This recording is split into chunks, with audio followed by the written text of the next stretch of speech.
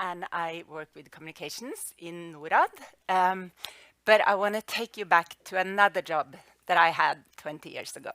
Not to make this personal, but in the year of 2000, I started working in this sector, the development aid sector. I worked for UNDP, the United Nations Development Programme, and good governance, democracy building, and human rights was like the main focus. And I was so uplifted. We were so happy to launch all these wonderful reports about the progress of democracy in the world. Now, 23 years later, it all seems to be wiped out. All the progress seems to be wiped out. 8 out of 10 people in the world, 5.7 billion people, live in what we call autocracies, where state leaders are tightening the grip, freedom of expression is curtailed, and especially women's rights, LGBT plus rights, and other minority rights are severely suppressed. 75 years after the UN Declaration of Human Rights, we are in a deeper crisis than ever when it comes to democracy and human rights. So the big question here today is, how should we as development actors, development partners, address this development and counter this backlash? Should we ride our principles and pull out, boycott countries where the human rights violations are grave? Or should we continue giving aid, trying to change from within? To put it simply, should we stay or should we go? We have invited an eminent panel here today, 5 people to discuss this big issue. But first, I have the great pleasure to present our friend and guest from South Africa, civic rights expert Aarti Narsee, coming straight from Lillehammer and the World Expression Forum, where she made a great success, a strong impression on all the participants. So I'm so happy to have you here today, Aarti, to share your views with the audience here. Yeah, I think it should work. Is that fine? Is that fine? Can I help you? Yeah. Can you hear me? Great. Thank you so much for having me. Thank you to Nurad for this wonderful opportunity to speak at this event on a very powerful topic, I believe. So before I start my address, I just want to give a trigger warning, as some of the content of my talk mentions both violence and sexual violence. Woman, freedom, life, not my king, abolish the monarchy. My body, my choice. These are some slogans taken from recent protests across the globe. And as you can see on the screen behind me are powerful images coming from different corners of the world in very different contexts.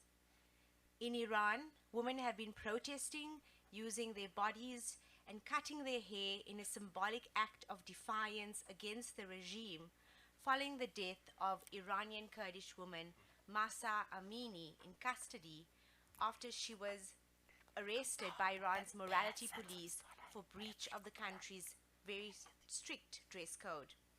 This month, during the coronation of King Charles III in the UK, many people across the United Kingdom staged protests against the UK's colonial legacy, calling for an abolishment to the monarchy. And from the Americas to Africa and Europe, pregnant people and women have been protesting and pushing back against restrictive abortion policies which curtail their right to bodily autonomy. The right to freedom of peaceful assembly is at its core an act of expression. In many parts of the world, people are taking to the streets to express their dissatisfaction, be it about their systems of governance, their basic access to human rights, their lack of policies in their countries, or the overall failure of governments across the world to deliver systemic change. Protests around the globe can manifest in different ways, where people are using creative and alternative means to express their dissent. Silent marches, solo marches, mass mobilization, using acts of civil disobedience to disrupt the current status quo, and even using digital protests in more creative forms like art, music, and dance. For example, using the online sphere, Palestinians are fighting against the Israeli occupation and apartheid by using creative means on social media to express themselves. A simple watermelon emoji. What does it mean to Palestinians? It represents their flag and the flag's colors, and they do this to circumvent internet censorship because their tweets are often censored and curtailed on Twitter and social media. Mashed potatoes, tomato soup, and superglue are used by environmental activists around the world in recent acts of civil disobedience. Recently, several famous artworks in galleries across the UK, Germany, France, and Italy have become part of largely symbolic protests of civil disobedience. The intention is not to destroy the art, but to give a crucial message and to create public pressure towards governments to halt the use of fossil fuel production. So let's talk a little bit about the data before I go on. There's no doubt that there's power of people and movements on the streets mass mobilizing for collective action. The power of protest has led to women's right to vote in many countries. It's placed reproductive rights high on the policy agenda. It's led to raising the issue of the importance of LGBTQI plus rights, and also led to some prioritization, I would say, of the climate crisis and addressing it. And it is for this very reason that globally, the right to freedom of expression or protest are under attack. Data from the Civic Monitor, which is an online platform that tracks and rates civic space in 197 countries and territories, tells us that the right to freedom of expression and protest are being severely undermined by authorities and governments across the world. In 2022, the Civic Monitor's top restrictions found that harassment, detention of protesters, intimidation, the passing of restrictive laws, and attacks on journalists were in the top 5 violations across the world. And according to Freedom House's latest report, freedom of expression, which is a fundamental component of democracy, has been under sustained attack for the last 17 years. And this has only increased with the proliferation of the use of digital technologies. So from detention, arrest, to censorship, internet shutdowns, intimidation, harassment, and physical violence, and even more other brutal means of cracking down on dissent, people are facing these kinds of repressions for speaking out, whether it is both online and offline. And these restrictions come at a time, as Nina mentioned, when democracy globally is under attack, and when we are seeing this growing anti-rights backlash that is taking place. As an intersectional feminist, I have sought to bring an intersectional lens to my everyday work on making sense of civic freedoms and understanding how individuals are disproportionately impacted by this backlash that we are seeing on freedom of expression and protest.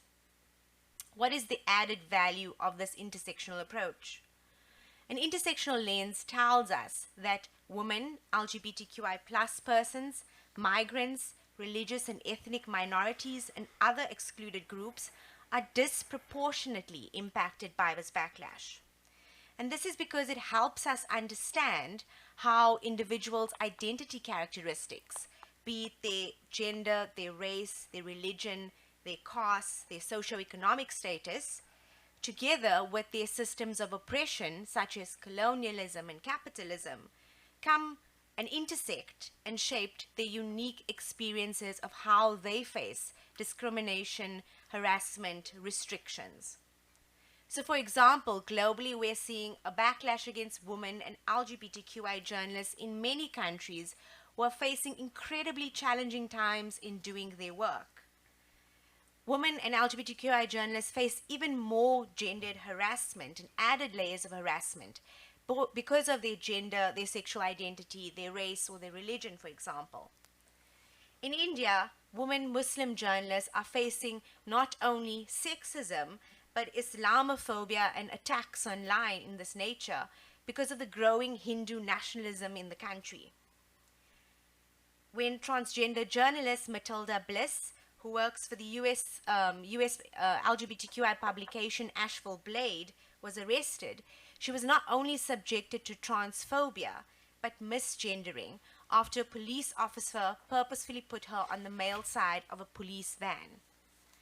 When in detention, women face gender-based violence, like in the case of Egyptian freelance journalist Sulafa Mahdi, who was physically and sexually assaulted in police custody. The censoring of these excluded groups goes to the heart of the politics of representation and intersectionality. It helps us understand why some voices are continuously amplified and get to speak over again, while others are muted and silenced. Women, LGBTQI, and other excluded groups who speak out are often met with further censorship and repressions. In the Middle East, we've seen several women bloggers being arrested under cybercrime laws as well as trumped-up morality charges simply because they posted videos on TikTok that are critical of the government. In Spain, refugee activists and defenders were unjustifiably arrested and forcibly deported because they criticize racism and Islamophobia. Hungarian authorities are censoring LGBTQI activists by clamping down on content on Netflix, while in Poland, women human rights defenders are facing intimidation, harassment, death threats, threats of sexual violence, and criminal charges because they are fighting against the current near-total ban on abortion. And in my home country, South Africa, we're seeing that women in rural mining communities are facing threats and are being targeted and killed because they are calling out the extractive industries that are harming their communities. Similarly, when excluded groups take to the streets to protest, they are likely to face harsher restrictions. In the case of Latin America, a trans-inclusive and feminist analysis of protests by the Center for Legal and Social Studies found that women and LGBTQI persons who are protesting and who are black, brown, of Afro-descendant, of rural or indigenous origins, or who live in rural and working class communities face exacerbated restrictions when they protest. As we speak in this room and have this discussion at this very moment, women in Sudan are protesting against the war and the ongoing political crisis. They've been subjected to sexual violence and their bodies have been put on the line as the military has pushed back against the frontline defenders. In India, the home of Muslim student activist Afreen Fatima was bulldozed by the authorities because she's protesting against the current government. And in Afghanistan, women human rights defenders who are pushing back against the Taliban have been subjected to detention, torture, and even death. But despite these harsh and brutal restrictions by these authorities and governments, I want to also highlight that activists are showing unrelenting resilience and determination. They are speaking out and protesting, which can be an incredibly important catalyst for meaningful and long-lasting steps towards systemic justice. The right to protest and its power has been seen repeatedly over the years, and this is why it's so important that we highlight that it's under threat. We've seen how powerful it is in the case of Latin America, where the Greenway feminist movement has achieved massive victories for reproductive rights. We've seen pro-democracy movements who've refused to back down and yielded positive victories. Like in the Middle East, where feminist movements in Tunisia, Egypt, and Lebanon have been taking to the front line and were in the forefront of the Arab Spring Revolution. And until today, these feminists and these women continue to push back against the authoritarian regimes that are rising in the region. Why is this? Because silence is not an option or a choice for many whose livelihoods depend on this very resistance. If we want to truly protect the right to freedom of expression and democracy and peaceful assembly and be a catalyst for change, We have to keep pushing for representation, protection, and support, especially for those who are caught in the front line. This means that strategies to combat this backlash need to be intersectional and recognize that some in the front line are more disproportionately impacted and face more adversity than others. Activism is crucial, but it needs support. It needs emotional, psychosocial services as support, because we've seen it all too commonly that activists burn out from being on the front line, risking their lives, risking their bodies. But the support, crucially, also needs to include flexible funding. The backlash movement, we know, it's well documented, is a well-coordinated and a well-funded one. And in order for us to counter this backlash, we need to be even better coordinated and have more resources. It's also crucial that we bridge the silos that we work within. And as someone who works in civil society, I'm all too familiar of how we like to stick to our boxes. But I want to emphasize that while our struggles are different, we need to come together collectively in order to get anywhere close to long-lasting systemic change. And lastly, there's power, and I cannot underestimate the importance of international solidarity, especially when we unite in the face of global struggles. We've seen this power of solidarity with movements such as Black Lives Matter, with the protests in Iran, as well as with the solidarity of Ukrainians. In closing, I want to leave you with the words of award-winning journalist Inday Espina Verona from the Philippines, who's been subjected to all sorts of gendered harassment because she's vocal against the current government. She says, "So every day I battle fear. I have to, because silence would be to surrender to tyranny. And that's not happening on my watch." So to everyone in this room, let us make sure that we do everything possible to protect these fundamental rights, to fight for these fundamental rights, so that they are not eroded under our watch. Thank you.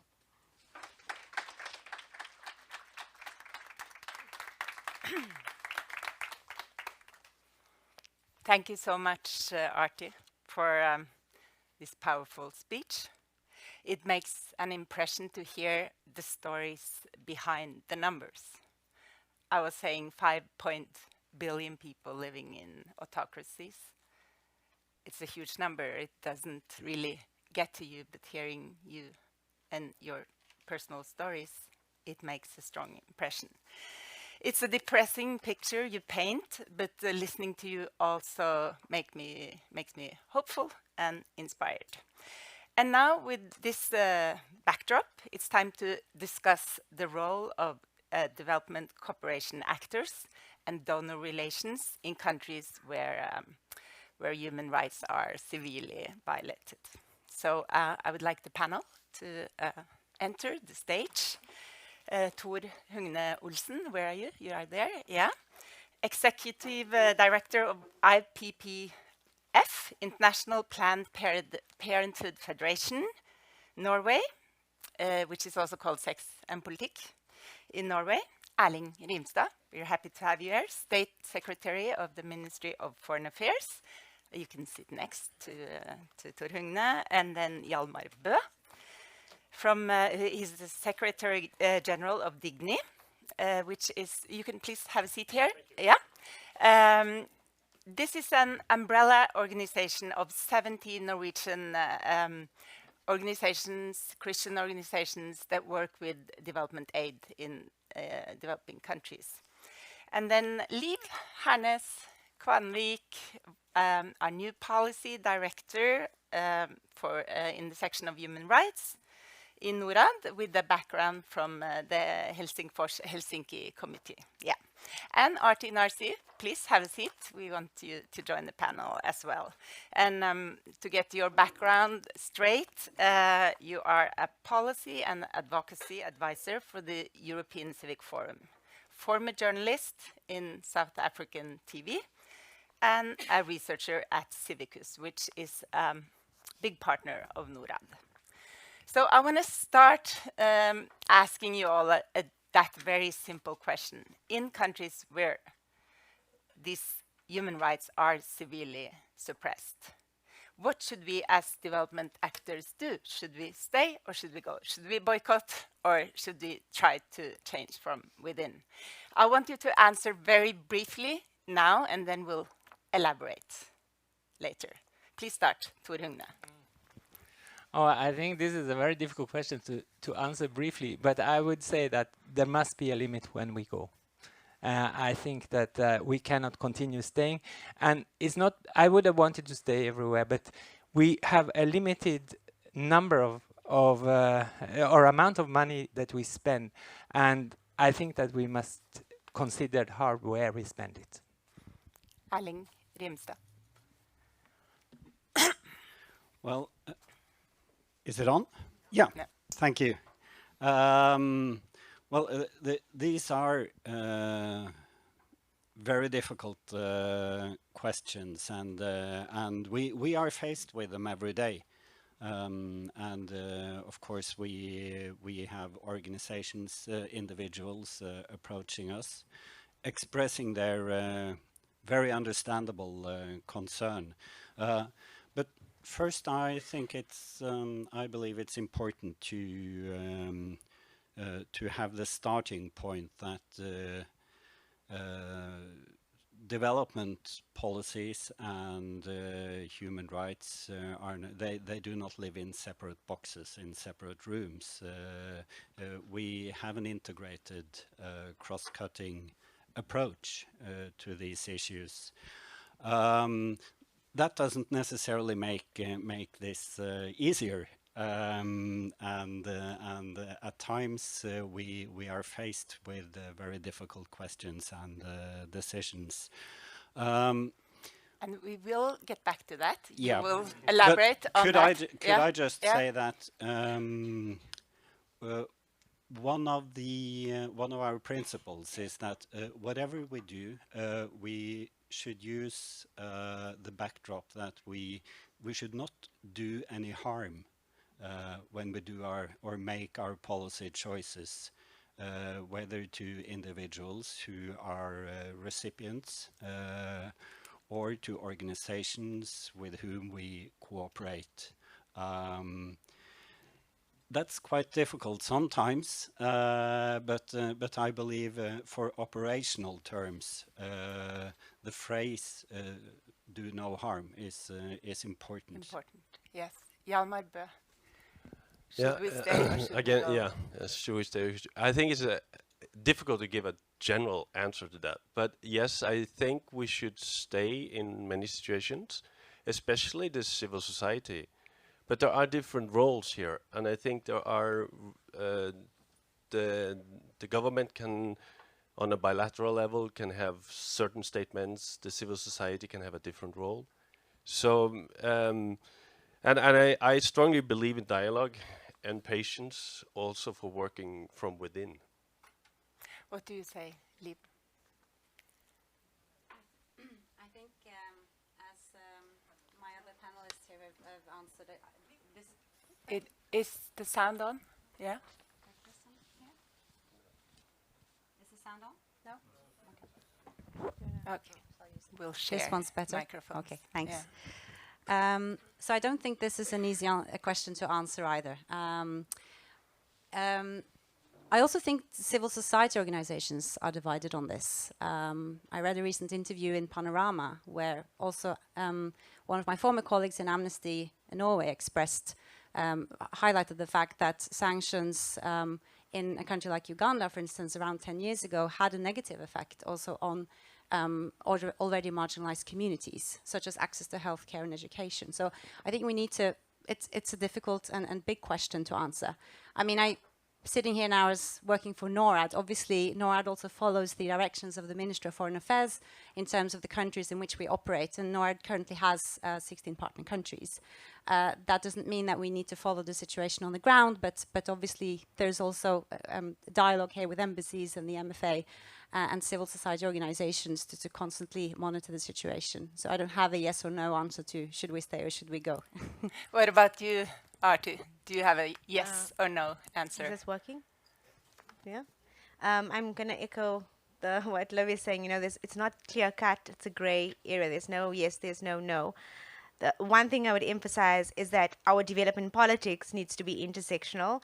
And I think you'll hear me say this until I'm blue in the face. But often we're seeing that, when working with communities or groups, we always think that, okay, we need to prioritize this over this because, given the political or situation in the country. But I would also say that in reflecting on whether it's yes and no, I would say the answer is to redirect. So, for example, if we see in the case of Uganda, I think it's incredibly crucial that we know, as I mentioned, that LGBTQI people will be disproportionately affected at all levels just because this legislation is targeting them, but in every daily work, access to health, access to, schools, basic services, they are going to be impacted.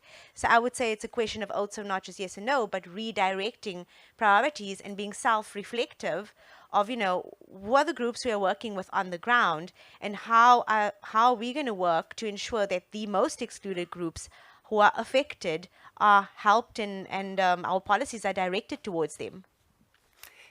We're going to follow up on the issue of Uganda, which has been mentioned now a couple of times.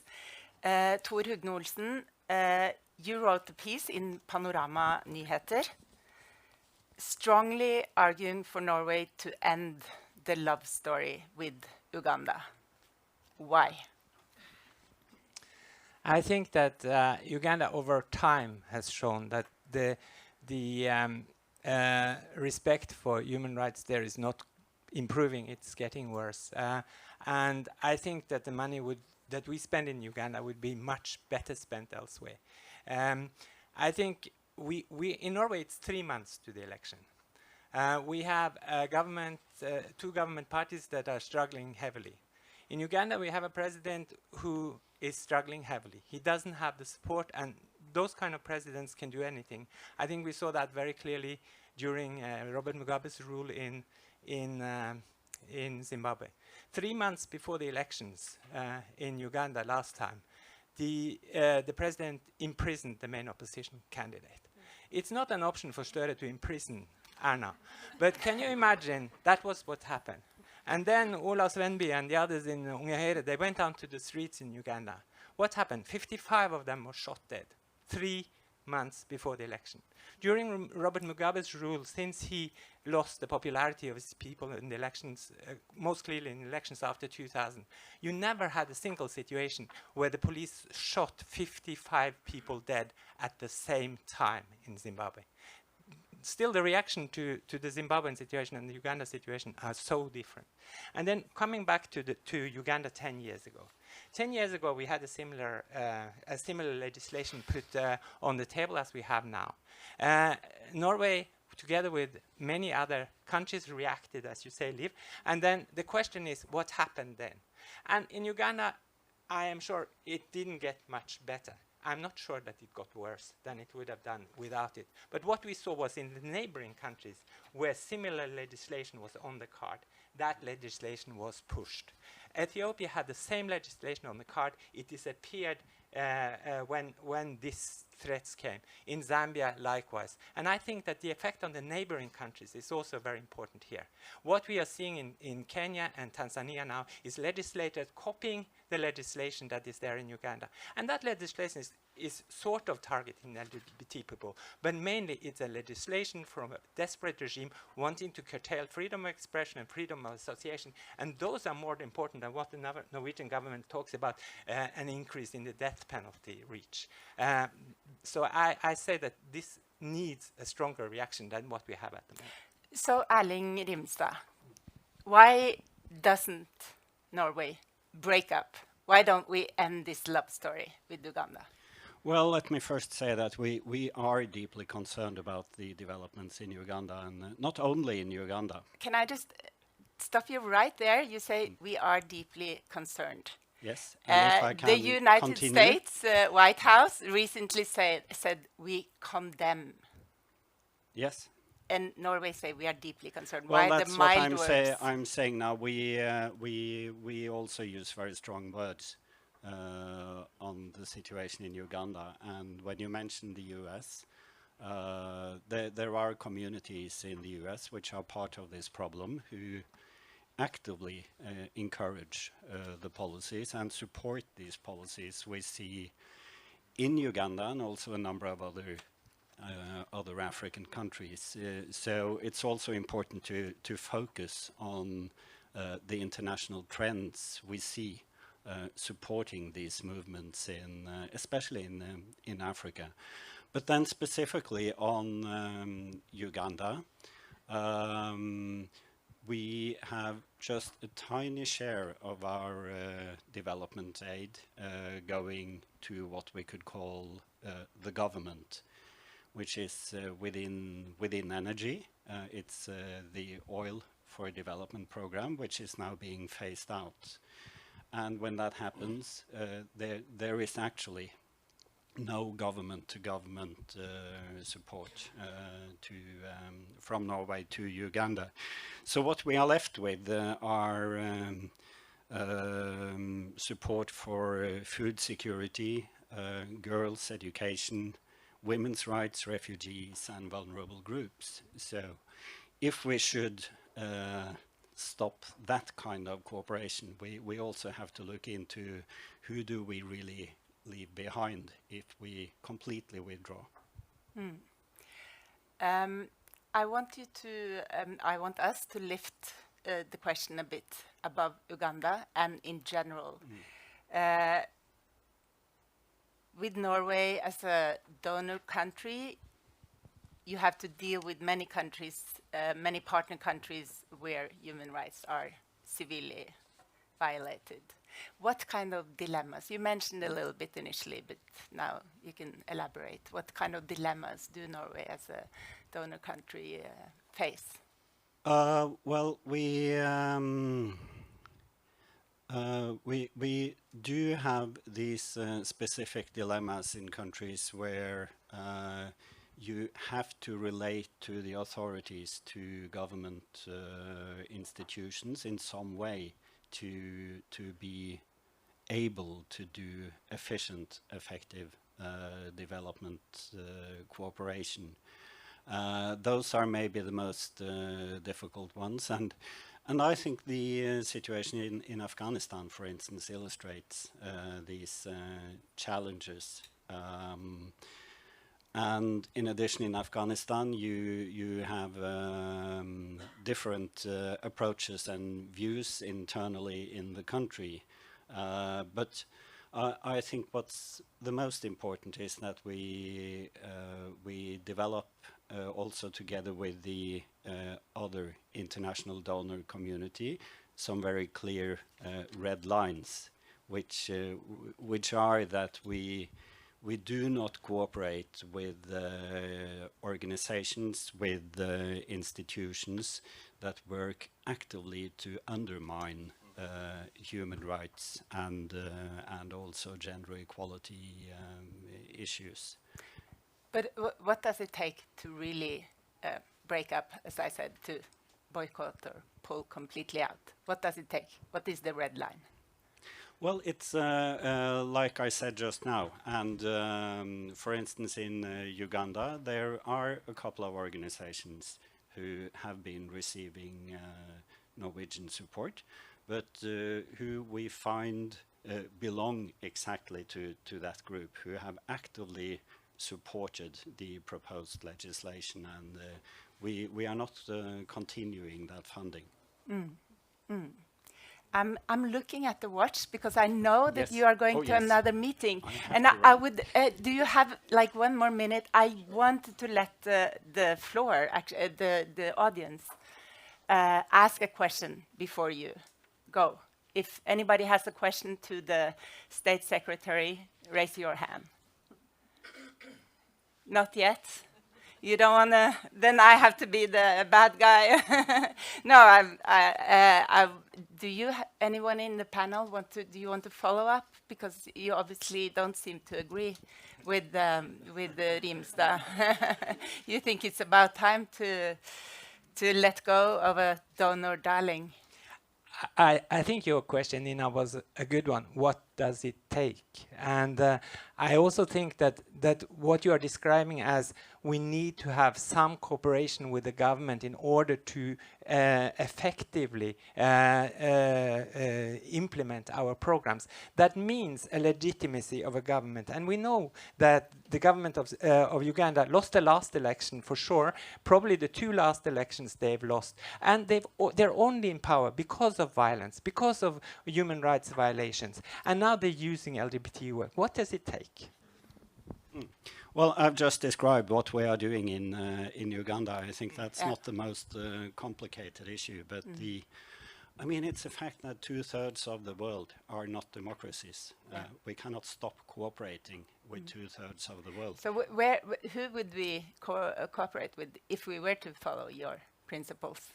No, I think we can cooperate with a lot of the countries. I mean, if you look at the example of Afghanistan, where everything goes the havoc, you can say, you have a similar situation in Sri Lanka, where most things have gone wrongly, but where there is a will, a stronger civil society, a possibility for moving forward.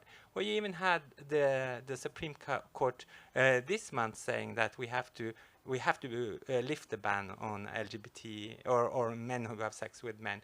You have a country which is similar to Uganda in many ways, is Zambia in Africa, where you have a situation where you clearly see a positive trend, where civil society does not see the restrictions that are there, where we can get a positive example for the rest of the country to follow. I think it's obvious that the countries in Africa that have changed their legislation on LGBT rights are the country around South Africa, because South Africa is the good example. Can we create good examples instead of staying where the bad examples are?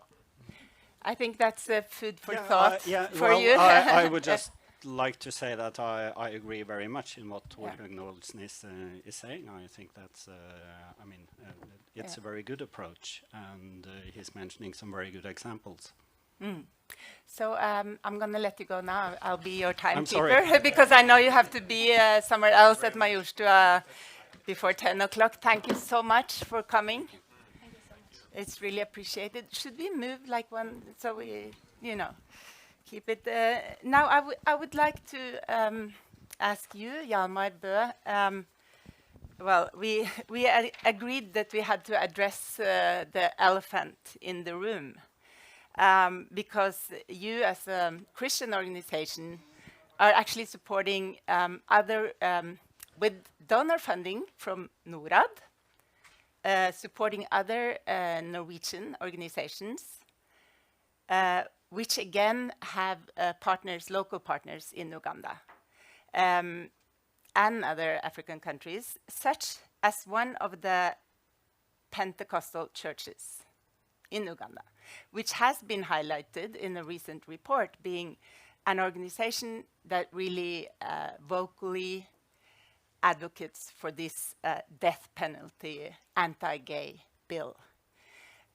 So how have you been dealing with this situation? I know you've been in dialogue with NORAD on this because it's a very sensitive issue, but could you give us some insight in how you've been dealing with this? Yeah, just generally, I would say we have in Africa, but we also have many in Asia. And there are, what you shared, there are also many other human rights violations that we experience, maybe more in Asia, on ethnic and religious rights also being pushed. Because in Africa you have more the bigger churches. So it's a sort of different picture. When it comes to Digni, we have a strong statement of that we are against discrimination, and that we will work hardly for the rights of all people. And also the Pentecostal Church in Norway has also made a public statement on that. And they work now also with the Pentecostal Church in Sweden and in Finland, which was also, at least Finland was mentioned in the report. So there are work being done between the different countries. There are also been dialogue with the Pentecostal churches over a long time. So that dialogue is going on. When it comes to the support, all our projects have to have strong ethical guidelines on non-discrimination of any groups, and that is also the case for this in Uganda. And the report, I wouldn't say that they have strongly supported the legislation. That is not what the reports say about this group. But somehow they there's are an highlighted. impression that They they are are, highlighted, yeah. and they are also among one of the groups that the state secretary said that they are ending support to. So that is one of the issues that we also dialogue with them on. And we have also What are the dilemmas? I mean, probably these organizations do great work in poverty alleviation or peacemaking and so on. So where's your red line? Yeah, the red line for us would be if they publicly backed the law. That would be the red line. And now so here they are in the report, and we are also ending the support now with this group. But I would like to also say that the situation in Uganda, like many places, is like what you're sharing, that yes, there are certain groups that experience strong pressure and more severe pressure. But the freedom of expression is very limited for all the groups. And the pressure is strong on all the groups. And also for the civil society to express their meaning, their opinion. So what you're sharing about activism is definitely the case that some are, but it's a very difficult climate. So that is also part of the dialogue that we have. When we talked before on the phone yesterday, you said something like sometimes you can't even, the talks need to go under the radar. It needs to be informal talks. If you have a message that is, for instance, about LGBTI rights. Yeah, I think there are different roles, I think, and we need to have different approaches. And activism is one approach, but there needs to be dialogue. There needs to be sort of a room that are trusted or in safe rooms where you can also carry dialogues. And what's said in those rooms needs to stay there. Otherwise, the trust is broken. Liv, sharing microphone. Yeah. How does NORAD ensure that Norwegian aid money at the end of the value chain, us supporting an organization that again supports an organization that again supports a local organization, how do we ensure that we don't end up supporting regressive forces? So NORAD has an office in Oslo, and we don't have field staff. So obviously the partnerships with the partner organizations on the ground is vital to us. The State Secretary mentioned human rights and the interlinkages between development aid and human rights. And I just have to, all of this is sort of a general statement. All Norwegian development aid is required to be human rights based. That is the directive from the ministry. This is obviously quite difficult to achieve in practice, but it does mean that human rights do play an important role in Norwegian development cooperation. And partner organizations are also requested to provide a risk analysis to ensure that the projects and the work that they're involved in do not cause harm, as was also mentioned by the State Secretary. That means the risk analysis of potential negative effects on human rights and gender equality. And obviously non-discrimination is central in all of this. Jan-Marie also mentioned very importantly that partner organizations are also requested to develop ethical guidelines that are in line with NORAD's regulations and requirements. And these guidelines must at least demand respect for human rights. And the principle of non-discrimination of any groups is central. I think also because I mentioned we don't have field offices, so obviously an important component of partnerships is also dialogue and open dialogue. And I think also the space to discuss dilemmas that we face, because I don't think, as has been highlighted from our answers here, I don't think we have a black and white answer to some of these very complicated questions. So there is a need for dialogue with NORAD partners as well. And I think that there's also a level of trust involved in this for these partnerships to actually function. That needs to be a part of the equation. But obviously, I think NORAD also needs to monitor the situation on the ground. No situation is constant. And this involves constant dialogue with relevant embassies, partner organizations. And I think it's also important that we as NORAD keep on top of things.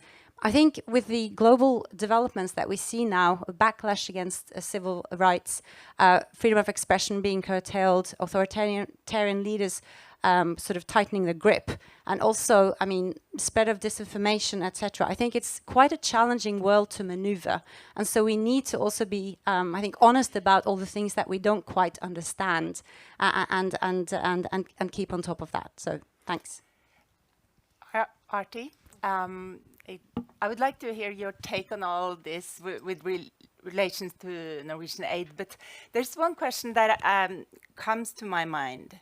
We talk about these values, human rights, and so on, but at the same time, we talk about the need to respect each other's cultures, the need for development aid for the project to have like local ownership, you know, be based on the local context, and so on. And it seems like sometimes these values and rights clash. Also, religious freedom and freedom of faith and expression can sometimes clash with really fundamental rights like women's rights and LGBT rights and so on. And in some cases, we hear that, for example, in Uganda and other countries, that they claim that the human rights are kind of Western ideas, Western and a Western invention. So, what's your take on that, Aarti? So I think that, yeah, you rightfully pointed out that there's this across the globe, there's this culture clash or backlash, clashing rights in many contexts, whether it's religious rights. In the context of Africa, it's often, you know, painted as our African values. We've seen, for example, in Tunisia now with the xenophobia, where the president basically said that, you know, African migrants are kind of threatening the Arab region and our Arabness, right? So we're constantly seeing this clash of rights, and I think it's part of a larger movement of the anti-rights movement to pin rights against each other, and this is why we're seeing this globally. I'd like to point out in the case of Uganda, it's interesting how Museveni uses, you know, the Western notion when we know that a lot of the anti-LGBTQI laws, you know, were colonial practices, right, inherited from years and years of colonialism, and some countries have scrapped the law successfully, but that's also to bear in mind, and in terms of the power dynamics, but also in terms of development aid coming into these countries to undo kind of the colonial structures that have been left behind. And I think it's very important to reflect that. When it comes to religious freedoms, we're often seeing this, and in my work, when I work with, you know, sexual and reproductive health and rights, we're seeing that religious freedom is crashing with these rights. But I would say that it's always important to take a step back and say that, you know, I have the right to a religious identity. I have a right to, you know, my culture and my values. But the minute that that culture imposes on someone else's right, it's a huge problem. And then just to reflect quickly on the point about, you know, dialogue, I think it's fundamentally important. As civil society, we always say this. But I would also like to then again be, a little critical and say that we're often dialoguing with the same circles.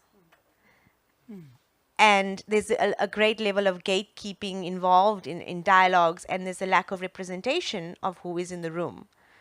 And this is why I always say, some people get to speak repeatedly and others don't. So as organizations working on development, I think it's important to reflect on who are we speaking to, and who in the room has the power to speak and who is left out of this conversation, in order to make an impact on the ground, ultimately.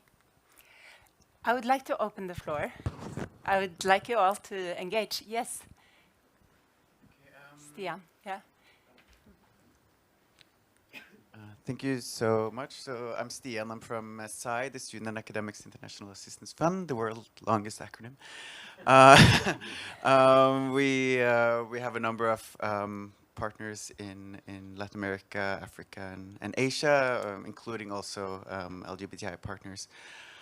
I'll try to articulate 2 questions. The first one is, we've talked a lot about these dilemmas, but I haven't heard anyone in the panel actually talking about, if we were to kind of stop, cut aid, would it have the desired effect? Because I'm a bit worried that, we feel morally good by doing so, but would it have the effect? And also, have we asked partners on the ground? Would they think it's a useful tool to walk away, to close the door? So that's my first question, and my other one is, I guess maybe directly sort of directed to the representative from Digni, but I'm very curious because you talked a lot about dialogue, and then you said that these are behind closed door. There needs to be trust that but I'm very curious because I don't actually know what dialogue means. Could you? I'm sure there's a little bit you can elaborate without, telling what people said, How do you bring this up? How are people reacting? Because this is not only about religious beliefs. This is an extreme bill in the case of Uganda. I think it would be interesting to just hear a little bit of how are those reactions? And then finally, there's a lot of money flowing in, a lot more than NORAD's money from the, from Family Watch International and others in the anti-gender movement. And I'm sure maybe also funding some of the same partners that, Digni are funding also in Uganda. So it's not just about your portfolio. Now I was targeting you a lot, but it would be interesting to hear reflections on do you have a dialogue who are you receiving funding from, and are you also receiving funding that are fueling hate? Yeah, that's my question. Thanks, Stian. We are kind of running out of time. We started a little bit late. Are you all okay with going 5-6 minutes over time? Great, because great questions. Okay, we'll start with the last one. Basically, what is the message that you give to your partners on the ground? The dialogue. That's what Stian wanted to know. Could I just comment? I don't think there's sound on that one. Do we have sound on the microphone? Yeah. Yeah. Just on the effect, because I completely agree with you that is it the moral aspect, or do we actually look at the effect and what would be the effect of an action? And that's with the Uganda case. I think there are good arguments in what Tohogni is bringing on how could this affect in other countries. But the effect in Uganda, I think, will be probably more negative on several issues or several aspects. When it comes to the dialogue would be, of course, we are bringing in the human rights agenda, and we are coming with our point of view that we we will we will.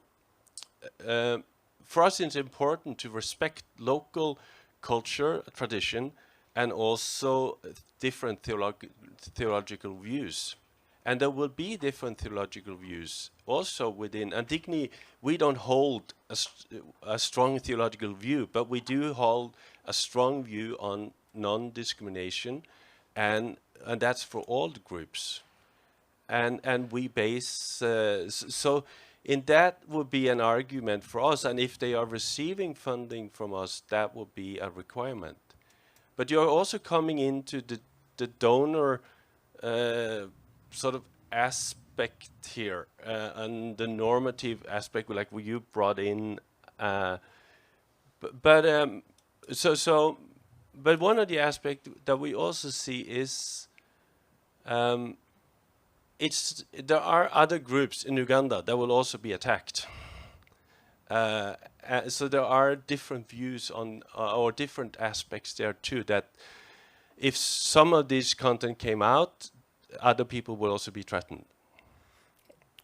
Anyone else here want to give a take on the cutting aid and the effect of cutting aid?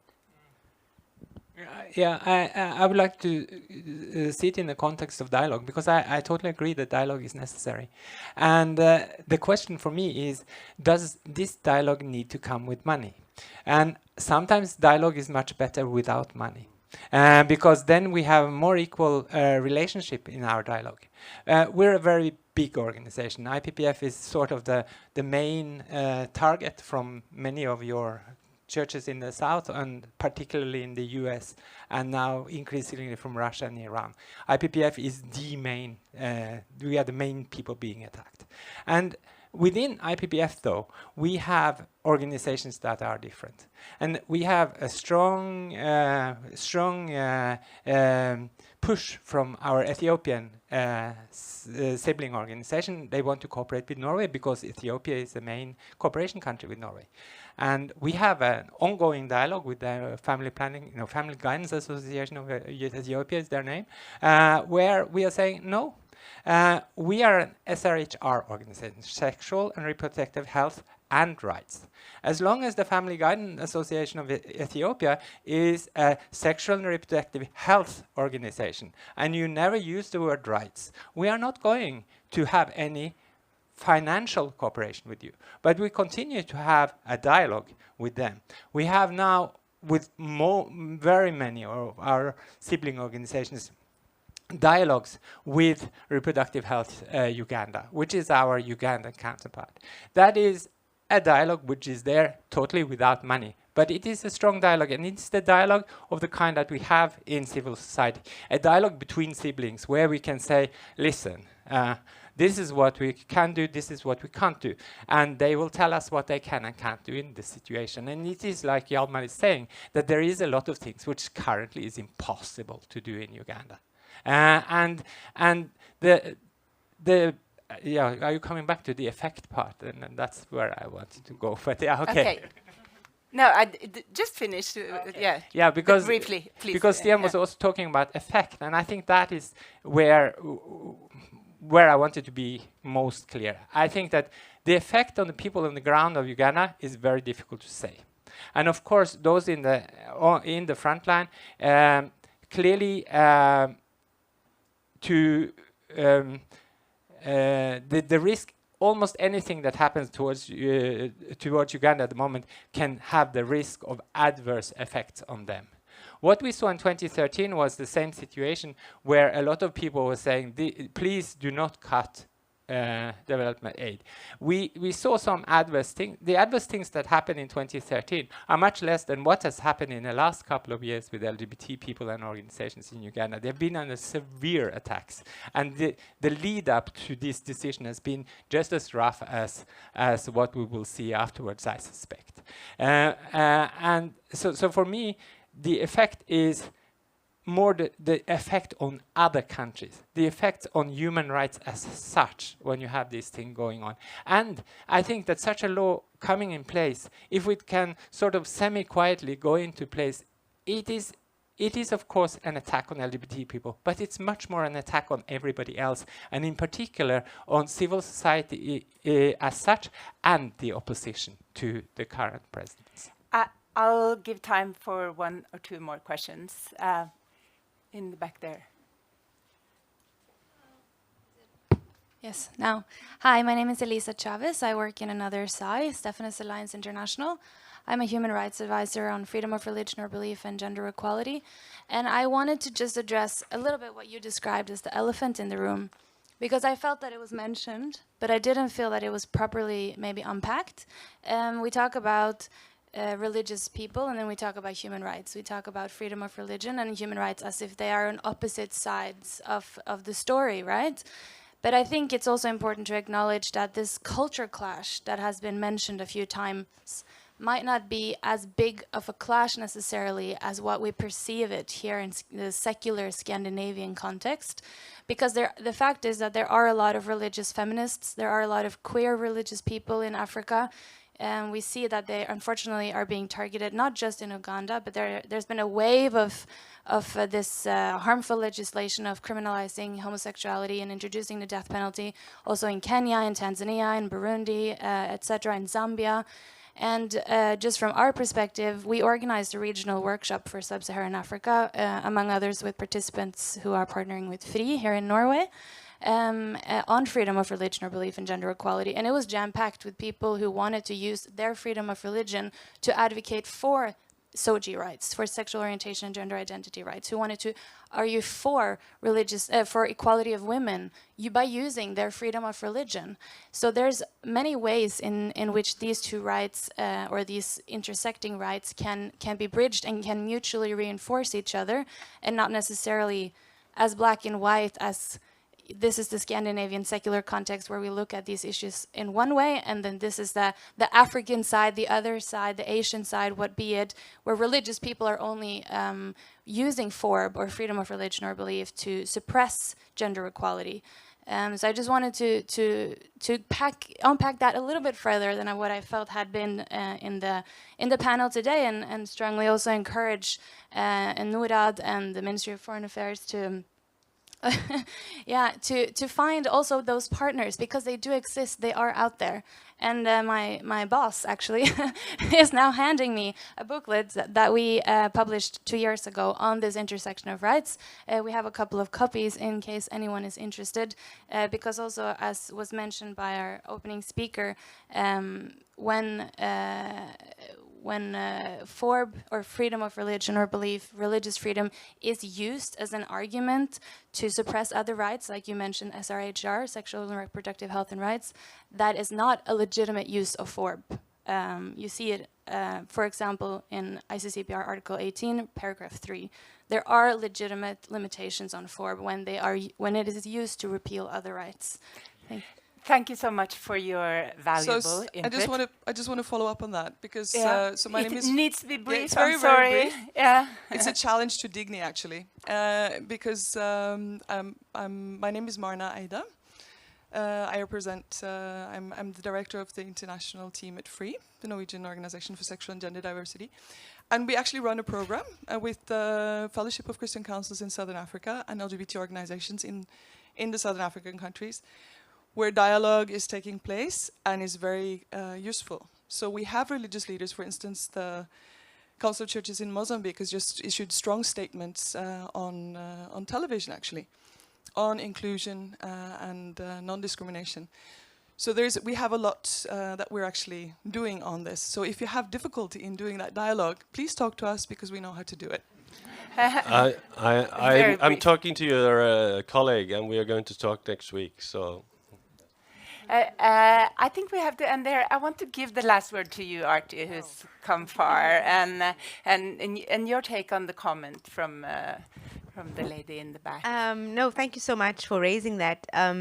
Actually, in my home in South Africa, there's a very well-known feminist activist who's also a pastor, and he goes around preaching about the patriarchy and how we need to change a lot of things in order to tackle gender-based violence, for example. So I completely agree. I think it's important where we can to bring, the different cultures and the different religions into this conversation, because, and also to appeal to, you know, ideas of humanity. For example, in the context of Africa, if you talk about Ubuntu and being African, it's something that resonates with people. And if you can use that sort of messaging, you know, to transform or to change minds or ideas that, you know, LGBTQI people are humans and, you know, they also need rights like everyone else, I think we can really start to really make a difference if we bring different people from different sectors, different communities into the conversation. So it's not just about, you know, fighting the backlash, but it's also how we counter it in a very productive way. I think that would be the last word. If you were to use 3 words, 3 famous last words, what should we, as being in different roles as development aid, development cooperation actors, do to counter the backlash against human rights? Intersectionality, never, like, I say this and it sounds like, oh, so cliched, but when you're pausing, when you're writing a policy, when you're writing a brief, when you're writing a program, take a step back and think about who is this aimed at, because people are not homogenous, they are diverse. They come from, you know, their gender, their race, their culture, their community has a huge role in determining how they impact, how they face restrictions. So I would say be intersectional, put it up on your wall if you have to, and to remind yourself, but also think about representation and power. I think in the development context, there's a lot of problematic power dynamics and privileges that aren't reflected on internally. So I think we really need to think about intersectionality, representation, and power. Thank you so much. Thank you all for sharing your views. And thank you all for coming. And thank you to whoever has been watching digitally. Thank you so much.